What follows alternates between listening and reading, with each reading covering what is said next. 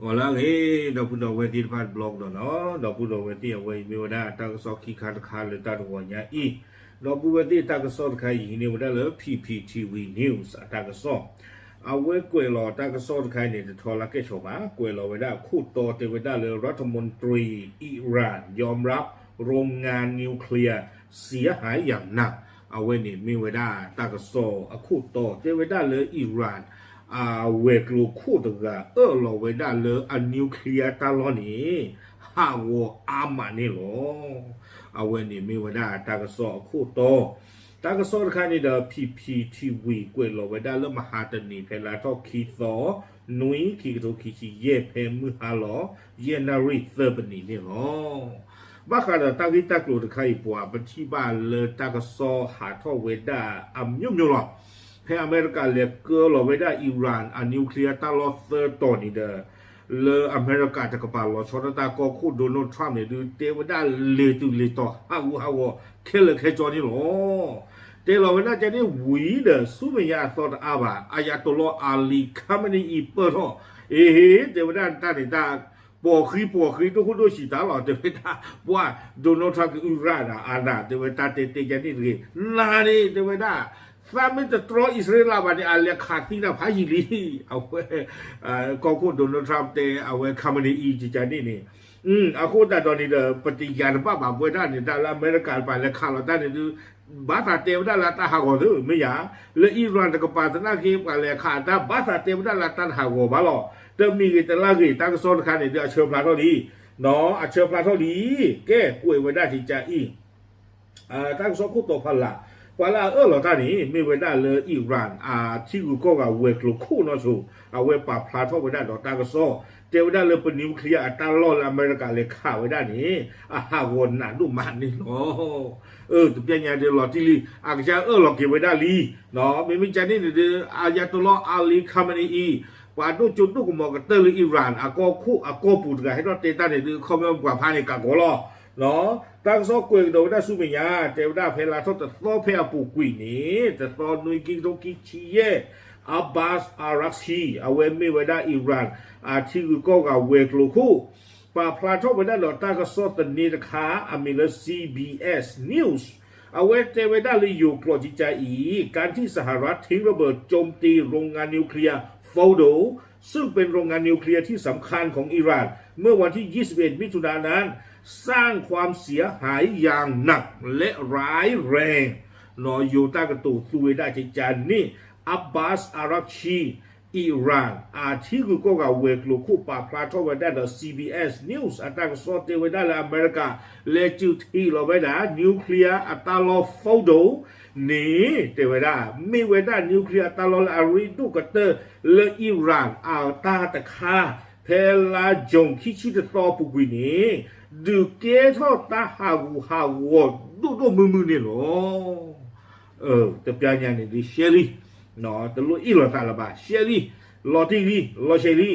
วิบนี้กวยกระโดดได้เลยอยู่กลมไม่มีใครทราบแน่ชัดว่าเกิดอะไรขึ้นในโฟโล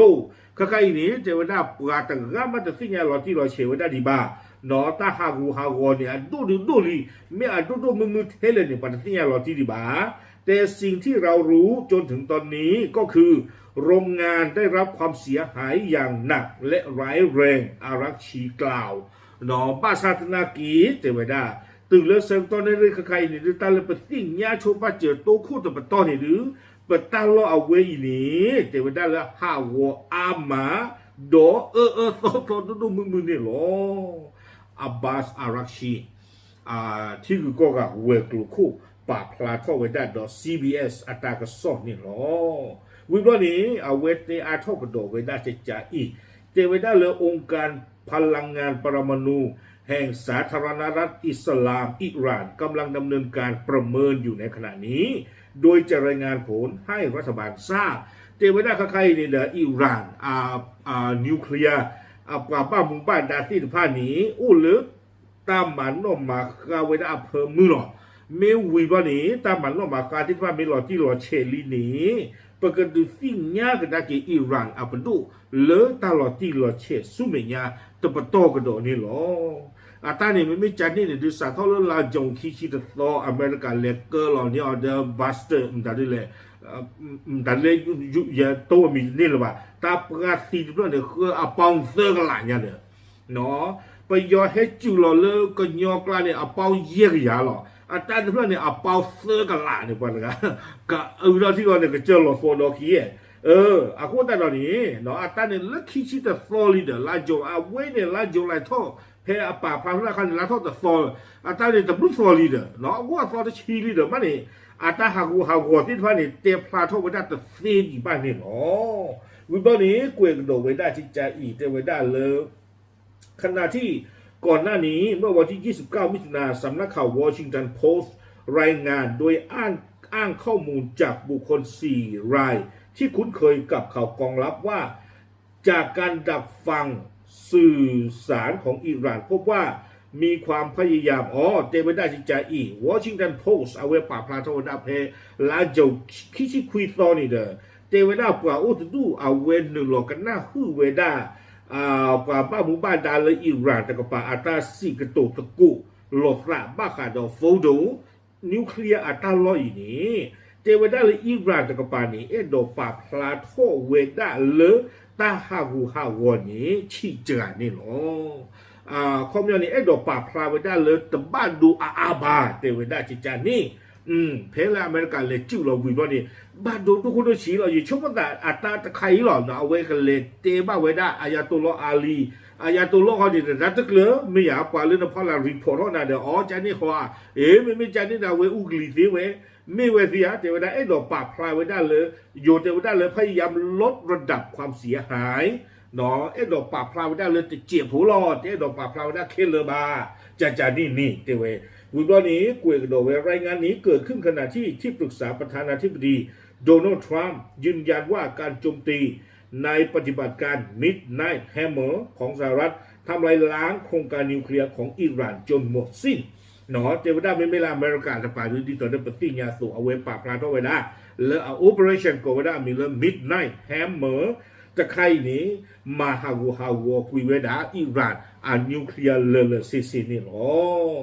และก็เตเวด้าเลยเจ้าหน้าที่สหรัฐยอมรับว่าจะต้องใช้เวลาสักพักในการประเมินความเสียหายที่เกิดจากการโจมตีทางทหารของสหรัฐให้ครบถ้วนและอเมริกาจะปรารถนากีเดได้กับบ้านสู้ดีตาเซิร์กตอนนอแต่เตะต่อดีหนอเมอัตราฮาวแต่ใครนี้โดมือหรือโดมือหรือเมก็โดมือชีอะไรนี่ตือเวทีผ่านนี่เด้อตามมันรอที่เราเช็ดตัวอุดดีซีกบ้านนี่เนาะตากระซ้อนนี่เด้อกุยข่าวไว้ได้ติดแค่นี้หรอเนาะ PPTV News เอาไว้เลยที่นี่ก็โดนไว้ได้เลยรอยเจออัตราโซป่าพลากระโดดไว้ได้ตลอดนี่เนาะเอาไว้นี่เด้อดีตอนที่ยึดเต้นในเชลี่ไม่จิตใจคนนี่ดูเอาไว้อิหร่านนี่ดูเราไม่ได้เลยเนาะแล้วนิวเคลียร์ตลอดที่ผ่านนี่บ้านดูบ้านที่ผ่านนี่กาโกดูมือนี่เนาะโอเคป่าพลาดูสิเนี่ยตีโฟนโกโฟตีแต่ว่าเทอีหรอดับเลย